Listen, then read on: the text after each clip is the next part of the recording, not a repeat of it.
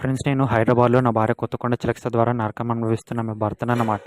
అయితే నా భార్య చిలకస్త చేసిన తప్పులకి, మోసాలకి, కుట్రలకి, కుతంత్రాలకి నేను నా భార్య చిలకస్త గురించి నా భార్య చిలకస్త చేసిన ప్రతి ఒక్క తప్పు గురించి ఇన్‌స్టాగ్రామ్‌లో రీల్స్ పెడితే, నా భార్య చిలకస్త ఫ్రెండ్స్‌కి, నా భార్య చిలకస్త కొలీగ్స్‌కి, నా భార్య చిలకస్తతో పనిచేసే వాళ్ళందరికీ ఇదంతా నచ్చలేదంట. వాళ్ళందరికీ కోపమొచ్చి వాళ్ళందరూ నా భార్య చిలకస్తతో అన్నారంట, "నీ భర్త నీ తప్పుల గురించి ఇన్‌స్టాగ్రామ్‌లో ఇలా పెడుతున్నాడు కదా! నీ భర్త అడ్డైనా తొలగించుకో, లేకపోతే నీ భర్తని పైకైనా పంపించే, దేవుడి దగ్గరికైనా పంపించే, లేకపోతే నీ భర్త మీద ఒక పోలీస్ కంప్లెయింట్ అయినా పెట్టు.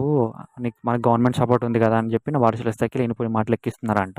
మరి నేను నా భార్య చిలకస్త చేసిన తప్పులు ఇన్‌స్టాగ్రామ్‌లో పెడితేనే మీకు ఇంత కోపం వస్తుంది కదా! మరి నా భార్య చిలకస్త నన్ను మోసం చేసింది కాక, నా భార్య చిలకస్త నన్ను ఎట్లా మోసం చేసిందో మీకు తర్వాత చెప్తాను.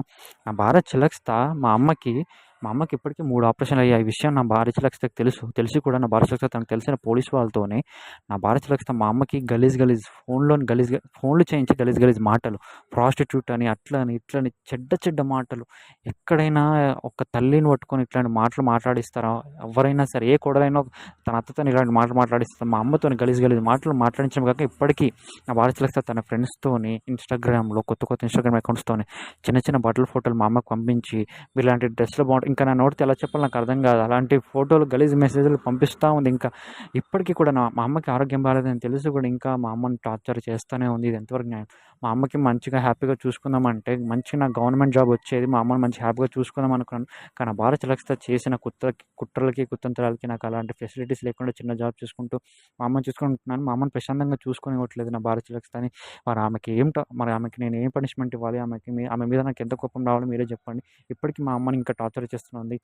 గలీజ్ మెసేజ్‌లు పంపించి నా భార్య చిలకస్త ఇన్‌స్టాగ్రామ్‌లో చిన్న బట్టల ఫోటోలు పంపించి, చెడు ఫోటోలు పంపించి, నా భార్య చిలకస్త నాకు చేసిన మోసం అంటే మీకు చెప్తాను. నా భార్య చిలకస్తని క్షమించాలా? శిక్షించాలా? మీరే చెప్పండి.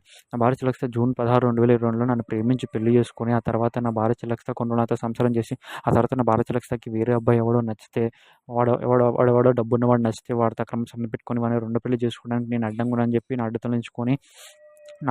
తొలగించుకొని వాడితో అక్రమ సంబంధం పెట్టుకోవడానికి, నా అడ్డు తొలగించుకోవడానికి చాలా ప్రయత్నాలైతే చేసింది నన్ను పైకి పంపించడానికి. అంతేకాకుండా నా దగ్గర ఉన్న మా పెళ్లి సాక్ష్యాలు, పెళ్లి ప్రూఫ్స్, ఫోటోలు అవన్నీ నా దగ్గర నుంచి బలవంతంగా తీసుకోవడానికి, మా తాతయ్యని సీక్రెట్‌గా పోలీస్ వాళ్ళతో రూమ్‌లో కొట్టించి, అంతే కాదు మా తాతయ్యని సీక్రెట్‌గా పోలీస్ వాళ్ళతో రూమ్‌లో కొట్టించిన విషయం నేను పెద్ద పోలీస్ ఆఫీసర్స్‌కి బయట వరకైనా కంప్లెయింట్ చేస్తానంట.